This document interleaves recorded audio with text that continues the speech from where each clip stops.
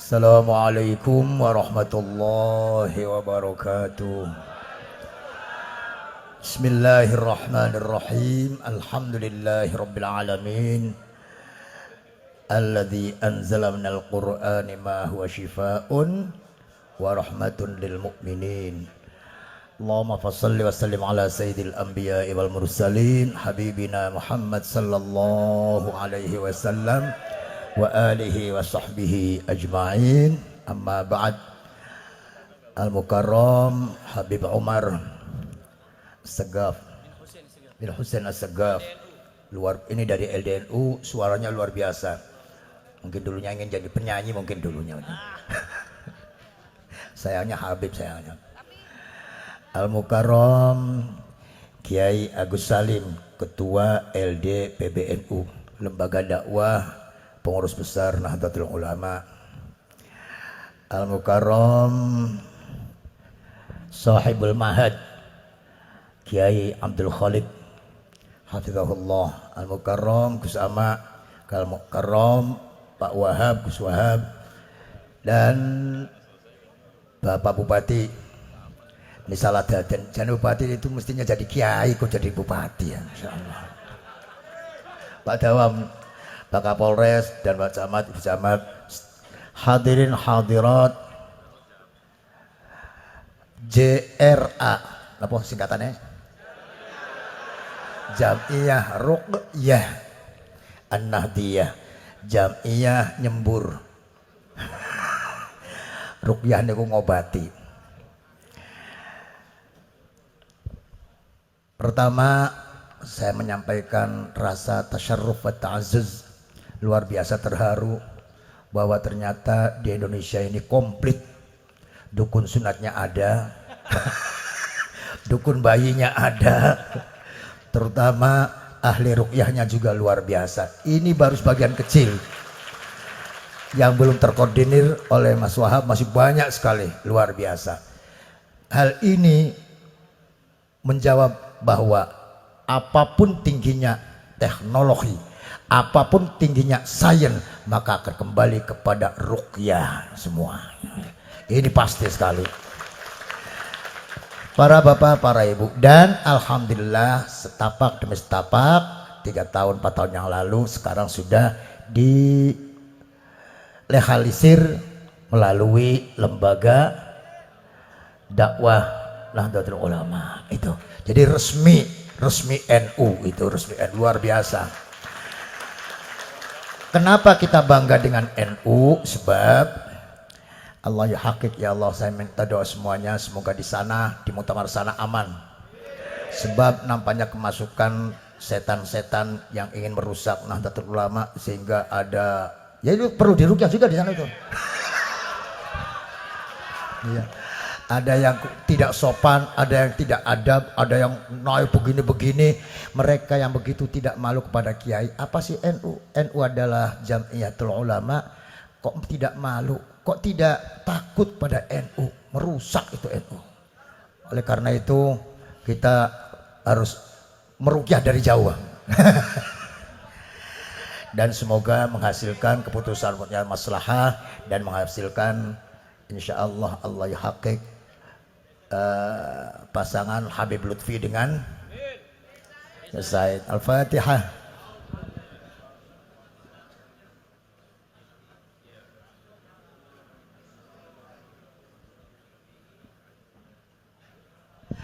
Para bapak, para ibu yang saya hormati, kenapa kita bangga dengan NU? Sebab NU itu semuanya minallah. NU itu semuanya minallah. Programnya, segalanya, sampai gambarnya dari Allah. Gambarnya itu dari Allah. Enggak ada itu. Yang dari Allah enggak ada selain NU. Ketika Syekh Hasyim Asy'ari rahimahullah membuat NU, mengundang Kiai Ridwan. Kiai Ridwan itu seorang kiai yang ketika kecilnya jadi pegawainya seorang Belanda yang ahli melukis. Jadi dia bisa. Kiai, buat gambar untuk NU ya, jangan jiplak, ngertos jiplak, jangan niru. Terserah gambarnya dapatnya apa untuk NU, mau gambarnya dapatnya gambar banteng terserah. Nggih Pak Kiai, pulang Kiai Ridwan, tawajuh ilallah sampai 3 malam nggak dapat gambar.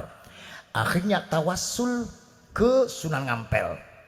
Tawassul itu minta kepada Allah melalui apa?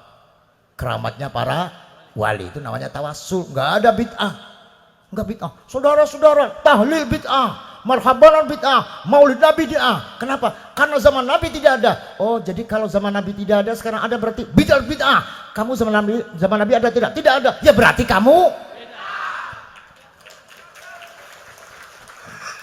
paham nggak?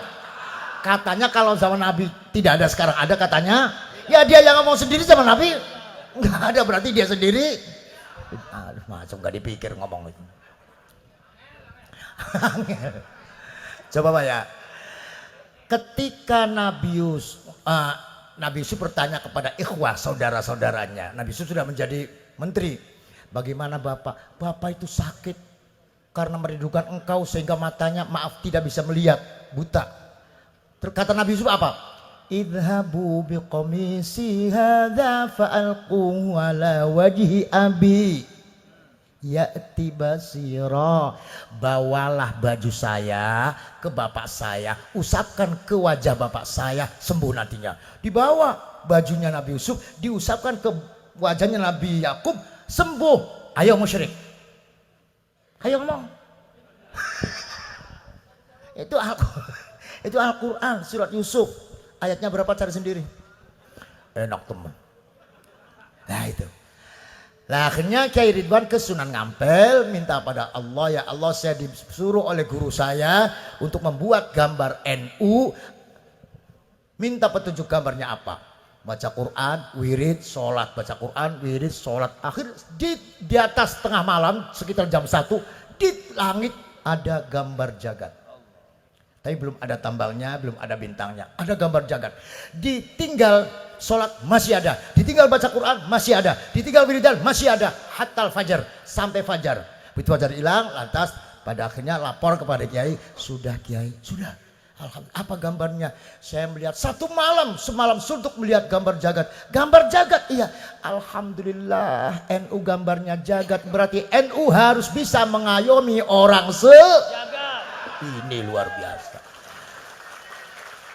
Itu namanya minallah. Gambarnya saja dari Allah, apalagi berkatnya itu. Apa maksudnya berkat? Tahlilnya maksudnya itu. Tahlilnya, oh berkatnya. Itu dari Allah. Ketika akan membuat Indonesia merdeka, Kiai turun gunung. Tanggal 17 Agustus tahun 45 Indonesia merdeka. Belanda berkhianat, bergabung dengan sekutu menyerang Indonesia. Akhirnya Jenderal Sudirman itu NU Pak. NU karena dulu pernah diselamatkan oleh tahlil. Jadi ketika itu Jenderal Sudirman ada salah satu desa, kebetulan sore itu ada yang mati. Nah di situ ada mata-mata Belanda, dilaporkan ada Sudirman. Betul, baik nanti malam tembak. Sore ada orang mati, Jenderal Sudirman diaturi tahlil, datang pakai iket, pakainya kelambi untuk di sawah, pakainya sarung batik, bawa tasbih, la ilaha illallah. Datang loh dua truk. Mana? Itu Pak, tembak saja Pak. Mana? Itu yang pinggir pintu, yang pakai ikat. Iya, masa ya jenderal pakai?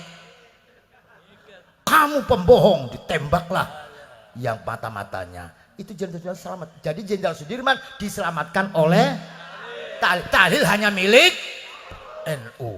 Makanya Jenderal Sudirman adalah NU. Santai saja sambil menunggu insya Allah hadir insya Allah. Ibu Kartini muslimat. Beliau adalah murid ngaji Al-Quran kepada Syekh Soleh Darat. Syekh Soleh Darat itu juga gurunya Kiai Hasyim Asy'ari. Semarang, betul. Ngaji tafsir Al-Quran, santri muslimat pakai kerudung. Lah kenapa sekarang fotonya nggak ada kerudung? Itu siapa yang menyuruh? Saya nggak tahu itu Bang. Nah itu artinya cuma sejarahnya nggak ada, tidak tertulis dalam buku-buku sejarah Indonesia. Di SMP SMA nggak ada itu sejarah apa Sudirman. Kenapa capek?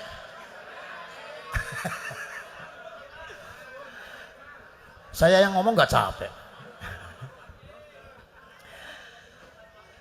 Akhirnya Jenderal Sudirman menghadap Presiden Soekarno. Catat, Presiden Soekarno jadi presiden juga dari NU, yaitu apa? Wali Dharur Bisyaukah. Usulnya NU, usulnya Kiai NU. Wahai Pak Presiden, segera utusan khusus untuk menemui Kiai Sepuh Jawa Timur, karena Belanda sekutu akan mendatangkan tentaranya di Jawa Timur, di Surabaya dengan puluhan ribu tentara dan senjata yang canggih dan membawa banyak pesawat pengebom. Didatangilah Jawa Timur, yang ditemui siapa? Mbah Hashim Asy'ari. Kata Mbah Hashim Asy'ari, bagaimana Pak? Begini Pak, ini akan diserang, bagaimana sikap kita, melawan atau menyerah? Ini artinya apa? Artinya tentara belum terkonsolidasi. Maka Kiai yang diatur, terserah Pak Kiai, apa melawan apa menyerah. Ya nanti saya undang Kiai-Kiai dulu. Kiai Hashim Asy'ari mengundang Kiai-Kiai se-Jawa dan se-Madura, khususnya Rais Syuriah. Dari Cirebon berangkat 4 kereta api, naik kereta api 6 gerbong dipimpin oleh Kiai Abbas Buntet rahimahullah. Di sana terlambat, akhirnya malam tanggal 22 Oktober, undangannya tanggal 21. Tawajuh ilallah, tanya kepada Allah, ini tanya kepada Allah. Jadi semuanya dari Allah. Ya Allah, apa melawan, apa menyerah. Terus wiridan, akhirnya menjelang fajar mendapatkan isyarah wajib melawan.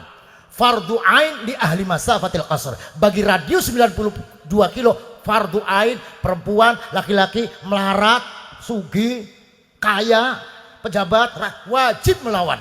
Nah itu, maka pagi ditulis dengan kop PBNU, ditandatangani Rais Akbar Muhammad Hashim Asy'ari. Tulisan ini mempunyai judulnya adalah Fatwa Resolusi. Nah, pokoknya semangat berjuang. Maka perang yang paling besar tanggal 10 November. Ketika tanggal 1 itu kepala atau komandan perang Malabi namanya dari Inggris itu mati. Mobilnya dilempar granat. Jenderalnya mati, supirnya mati, pengawalnya mati. Siapa yang melempar granat? Yang melempar granat adalah santri bernama Harun. Bukan tentara, bukan TNI, melainkan santri bernama Harun. Ya Allah, ini sejarah. Tapi kok nggak pernah tahu? Ya nggak tahu, nggak ada tulisannya. Memang oleh pemerintah sengaja jangan ditulis sejarah NU, jangan ditulis sejarah Kiai, nanti orang ikut Kiai. Dulu ketika ada orang Yahudi bernama Ka'ab al-Akhbar masuk Islam ketika zaman sahabat Umar radhiyallahu anhu jadi khalifah. Ketika masuk Islam dia berkata,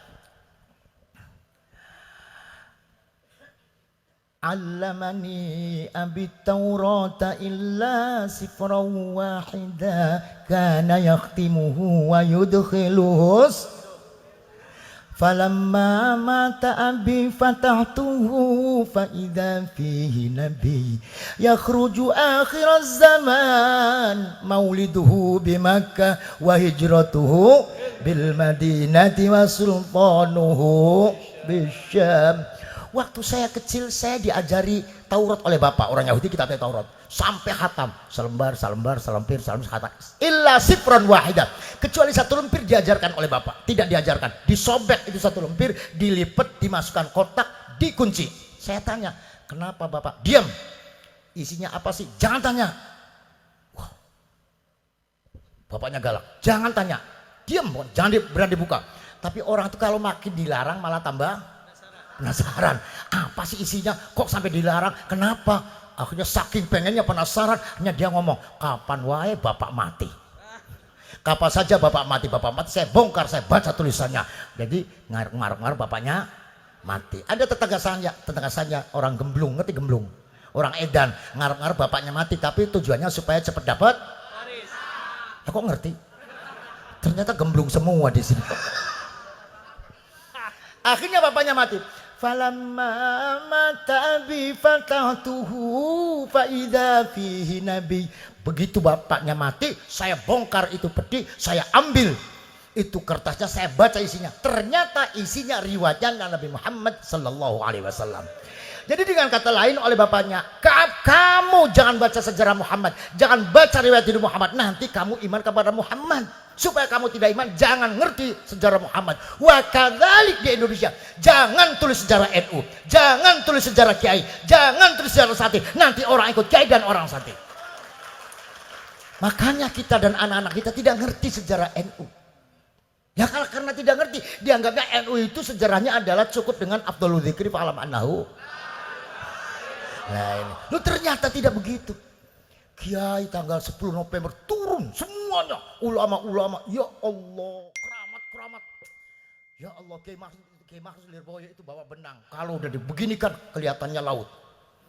Ya Allah, Kiai Abbas Butet bawanya kacang hijau, kalau sudah disebar jadi tentara.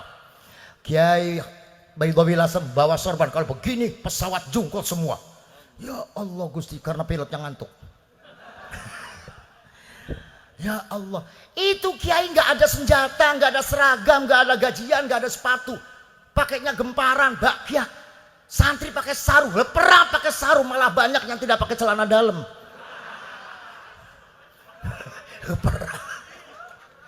Perang kok. Itu menang, yang mati ratusan kiai, ribuan santri yang mati. Setelah menang, ini bukan selama, artinya menang itulah kiai luar biasa. Dan semua presiden juga baca itu yang namanya perjuangan kiai dan ulama dan santri, baca. Tapi nggak ada yang ngeh atau apa itu ngeh, nggak ada yang tersentuh. Presiden Soekarno, waduh kiai berjuang ya. Pak Presiden Soeharto, wah terus. Begitu yang baca itu presidennya Wakaji Jokowi, Masya Allah, loh luar biasa sekali nih kiai ini. Kok berjuang, kok punya nasionalisme tinggi, kok rela mati demi negara. Diundanglah ketua PBNU Pak Haji Said. Pak Said. Terus Pak Said ngobrol-ngobrol tentang perjuangan ulama. Akhirnya Pak Said minta agar Pak Jokowi memberikan penghargaan kepada santri, minta hari santri. Itu Pak Said itu. Pak Jokowi jawab, ya nanti saya bikinkan hari santri pada 1 Muharram. Ditolak oleh Pak Said. 1 Muharram itu hari besar umat Islam seluruh dunia. Ini untuk santri. Kapan pakai? Tanggal 22 Oktober. Ceritanya gimana? Begini. Akhirnya diputuskanlah, ditandatangani oleh Presiden pada hari Kamis tanggal jam 2 siang tanggal 22 Oktober tahun 2015 di Masjid Istiqlal bahwa setiap 22 Oktober adalah Hari Santri Nasional. La ilaha illallah, ini luar biasa. Terus sekarang buat negara. Ketika akan membuat negara, yang perlu dicatat, yang berjuang kemerdekaan bukan Islam lulu, bukan Islam saja. Protestan berjuang, Protestan, Katolik, Buddha berjuang melawan penjajah. Kalau Indonesia dijadikan negara Islam, yang Kristen terima tidak, Pak? Nah, catat ini, tidak terima. Kalau negara Kristen, yang Islam tidak terima. Belum jadi negara sudah perang saudara. Maka dibuatlah konsensus, kesepakatan, silakan musyawarah. Kiai Hashim di Surabaya ngumpulkan kiai-kiai puasa 3 hari. Kalau malam wiridan, malah Kiai Hashim kalau malam apa? Sholat 2 rakaat minta kepada Allah. Ya Allah, negara apa ini? 2 rakaat, cuma 2 rakaat. Lah kok cuma 2 rakaat? Dengerin dulu. Kiai Hashim sholat 2 rakaat itu rakaat yang pertama yang dibaca surat Kahfi 41 kali. Surat kedua surat Taubat 41 kali. Itu kalau kiai Lampung Timur yang baca pingsan, Pak. Ya Allah. Akhirnya Allah memberikan isyarat, tidak usah negara agama, cari saja dasar negara yang tidak bertentangan dengan agama. Diutuslah Kiai Abdurrahman Wahid, bapaknya Gus Dur, untuk bergabung musyawarah nasional dipimpin oleh Presiden Soekarno. Maka tersepakatilah dasar negara Indonesia adalah tanya kepada Allah, puasa, wiridan, baca. Yang mati banyak itu kiai-kiai, santri yang mati ribuan, luka-luka. Sekarang ada orang datang ikut perang. Paham dia, paham mereka. Ikut perang orang, luka-luka. Saudara-saudara, Pancasila kafir, Pancasila berhala, Pancasila toghut, Pancasila musyrik. Sini. Apa? Pancasila berhala, Pancasila toghut. nanti dulu. Waktu Kiai berperang melawan penjajah dan luka-luka dan pada mati, kamu di mana? Bukan sembarangan membuat Pancasila. Itu kan apa namanya, semuanya musyawarah. Kalau Anda ingin merubah, silakan konsensus, lakukan. Dulu 60 juta, sekarang sudah 260 juta lebih, silakan konsensus. Oke, kalau toh bisa, silakan puasa. Oke, kalau puasa bisa, silakan sholat 41 kali kahfi dan taubat. Potongan kamu mencret. Artinya NU membuat segalanya itu bertanya dulu kepada Gusti. Oleh karena itu kita yakin sekali bahwa NU diridhoi Allah, apapun akan menang dengan NU. NU dengan PKI, PKI kalah. NU dengan HTI, HTI-nya kalah. NU dengan PPKM, PPKM-nya kalah. Ternyata kan ada PPKM, diundur ya, kan namanya kalah itu. Nah, inilah satu. Kedua, itu kenapa kita harus ber-NU. Kedua, Nabi Muhammad itu manusia tersukses di dunia. Di dunia. Kalau Hitler cuma Jerman, kalau mau Cetung cuma Cina, kalau Soekarno cuma. Lah Nabi Muhammad seluruh dunia 23 tahun. Ya Allah, sampai 25 tahun baru punya jamiah 2 kecamatan. Nabi Muhammad 23 tahun seluruh dunia. Apa konsepnya? Luar biasa.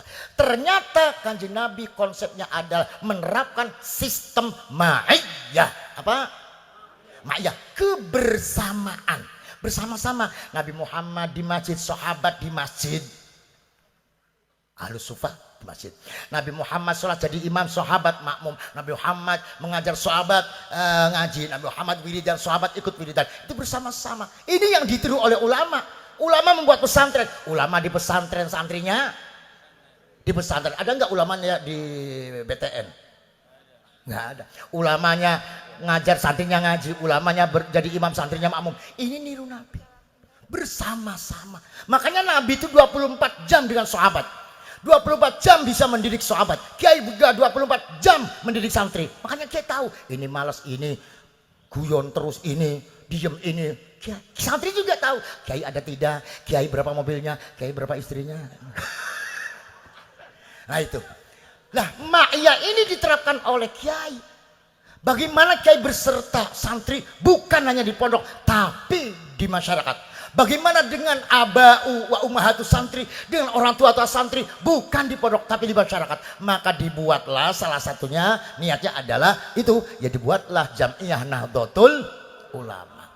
Dicari di peta-peta yang tua NU, perempuan tuanya Muslimat, pemudanya Ansor, pemudinya Fatayat, yang muda-muda. Ngerti nggak bedanya Muslimat dengan Fatayat?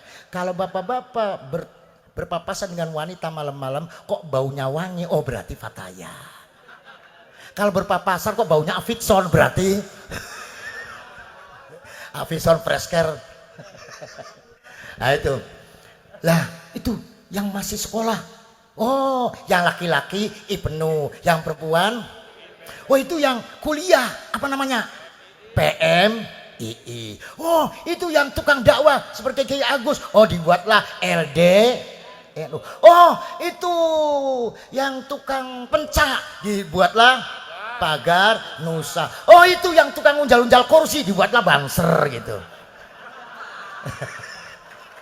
Oh, itu yang tukang wiridan, dibuatlah Thariqah. Oh, itu yang tukang nyembur.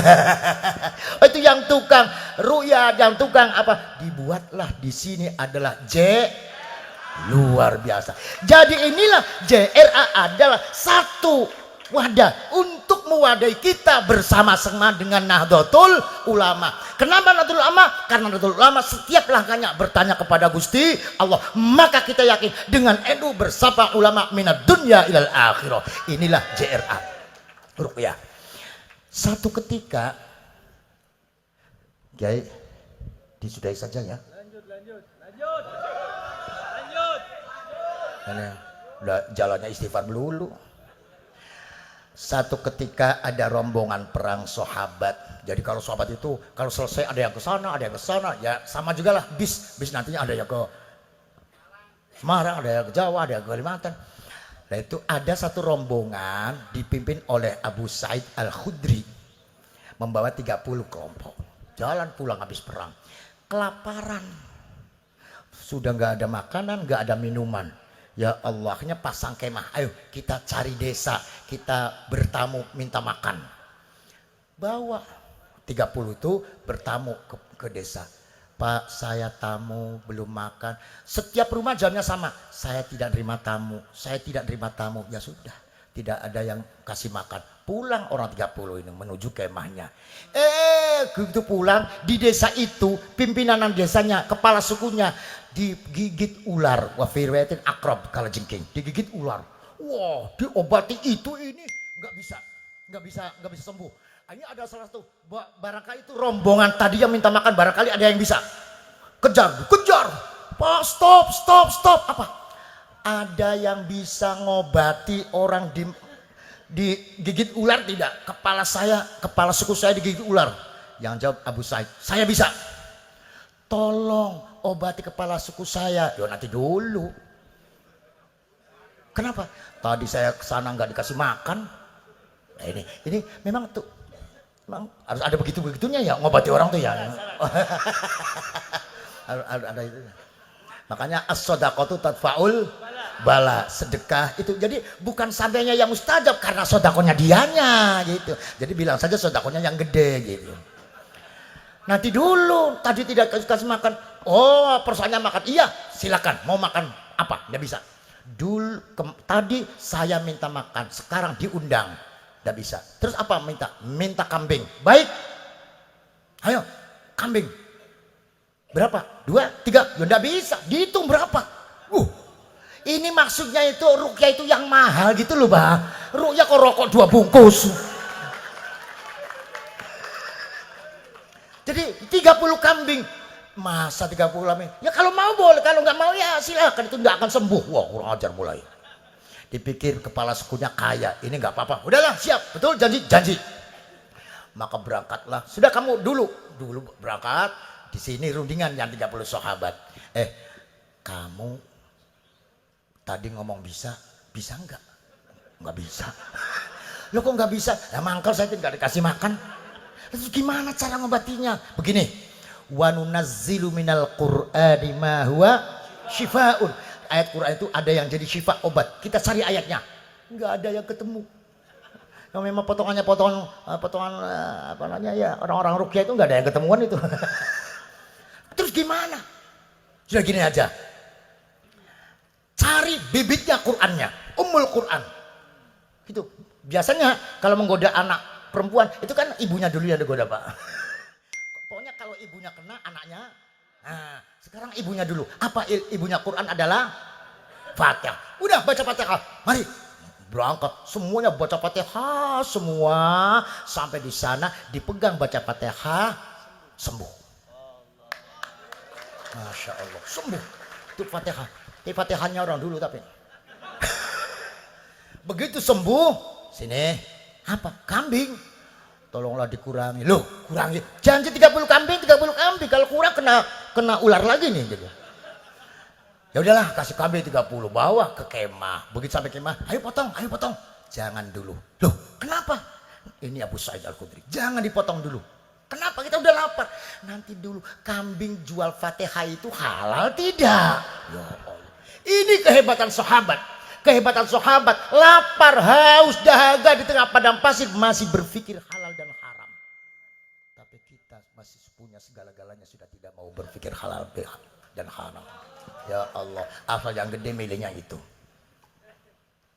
Jadi gimana? Tanya Nabi dulu. Ini nggak berani, ini nggak, karena baru pertama kali kan baca Fatihah untuk mengobati orang, jangan-jangan nanti haram. Maka ada orang dua ke sana. Nabi, Assalamualaikum ya ahla baiti nubuwah. Waalaikumsalam warahmatullah. Malladzi ja'a bikum? Ada apa? Diem. Ada apa? Nabi, saya mau tanya. Kambing dapat Fatihah itu halal tidak? Loh, Fatihah gimana caranya? Kambing dapat ngobati orang halal tidak? Loh, Gimana ceritanya? Ngobatin bagaimana? Ceritakan saya baca Fatihah. Nabi berkata, min aina araftum annaha la ruqyah. Nah, inilah hadis riwayat Bukhari. Min aina araftum annaha la ruqyah. Kamu tahunya dari mana Fatihah itu bisa untuk ruqyah? Ini. Maka sekarang tenar kalimat ruqyah itu ada hadisnya. Min aina araftum annaha ruqyah. Diam saja. Ya dicoba saja Nabi. Percobaan kok sembuh. Hanya Nabi berkata, halal wala tansani wala tansanasibi, jangan lupa bagian saya minta. Saya minta bagian. Itu jangan diduga Nabi itu jelek. Wah, Nabi minta begitu. Enggak, itu buat supaya orangnya seneng. Paham kan? Supaya orang seneng. Wah, Nabi minta berarti halal bener kan begitu. Jadi ustadz itu harus tahu yang membuat senang itu apa. Kadang-kadang ustadz punya jamnya, orang-orang tua-tua ya, ada yang baru panen jagung, itu digoreng jagungnya, dikirim ke ustadznya. Ustadznya lagi sakit untu, gimana kira-kira? Orang sakit untu, orang sakit gigi dikasih jagung goreng. Jangan begitu ustadz, jawabnya begini, Bu, saya itu senang sekali kepada jagung goreng, senang sekali, alhamdulillah, terima kasih. Itu Pak, jangan. Terus gimana? Min aina la ruqyah? Dari mana kamu tahu bahwa Fatihah itu bisa mengobati orang? Saya tidak tahu Nabi, tapi saya berpikir tadinya begini. Halal. Wala tansanasibi. Jangan lupa saya minta bagian. Pulang. Begitu pulang, gimana? Halal. Bener. Nggak percaya bagaimana? Ini kan jual Fatihah. Bener halal. Kalau nggak percaya, ayo kita potong, kirim Nabi. Ya. Dari sinilah timbul ruqyah. Artinya satu, ruqyah adalah minal Quran. Artinya bapak-bapak yang mempunyai keahlian ruqyah, tolonglah jangan lupa, jangan tinggalkan Al-Quran. Minimal Fatihah. Kedua, ditunjang dengan halal dan haramnya diperhatikan. Itu. Oleh karena itu saya minta kepada Mas Wahab, Gus Amak, bahwa ini harus ada standar. Al-Mursyidul A'la atau Al-Mujizul A'la siapa? Makanya saya minta kalau beliau hadir, beliau menjadi Al-Mujizul A'la. Ngerti ya? Yang mengijazah yang tertinggi. Jadi kita itu tidak ngawur, mempunyai standar pegangan. Itu kita minta kepada Habib Lutfi. Kalau datang, alhamdulillah, nggak datang juga nanti ada perwakilan. Minta. Ini baca Nabil Huda lagi. Iya. Kita baca lagi, semangat lagi, itu suaranya enak. Nanti ada Al-Mujizul A'la. Satu. Dua, ada standar yang dibaca secara umum apa untuk apa, untuk agak alaqah ruhiyah, Kiai. Jadi standarnya apa? Misalkan karena pertama kali yang ruqyah itu Abu Sa'id Al-Khudri, maka saya minta dan saya sendiri saya melakukannya supaya mustajab sebelum meruqyah baca Fatihah untuk sahabat yang bernama Abu Sa'id Al-Khudri. Ingat semua? Fatihah untuk siapa? Abu Sa'id Al-Khudri, pertama kali orang yang membaca Fatihah untuk. Alhamdulillah. Bapak-bapak yang saya hormati, ini merupakan ikatan batin. Satu, kita ber-NU karena kita ikut ulama, dan ulama ikut tabi'in, tabi'in ikut sahabat, sahabat ikut nabi, nabi dari Al-Quran, Quran dari malaikat Jibril dari Allah Subhanahu wa taala. Setiap kali persoalan, kiai bertanya lebih dahulu kepada Allah.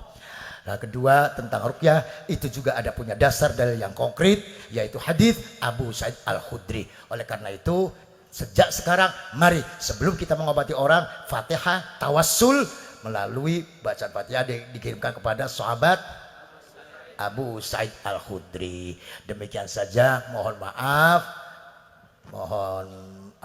Saya juga terharu sekali Pak, terharu sekali. Ternyata ruqyah itu luar biasa. Luar biasa. Ini orang-orang yang super itu pada mencari orang-orang ahli ruqyah sekarang itu. Sudah tidak percaya lagi. Insya Allah dengan niat yang tulus dan bacaan yang tulus, insya Allah semuanya mustajab doa. Amin. Wallah, terima kasih Kiai Agus, terima kasih Habib, terima kasih Kiai-Kiai. Wallahul muwaffiq ila aqwamit thoriq. Wassalamualaikum warahmatullahi wabarakatuh.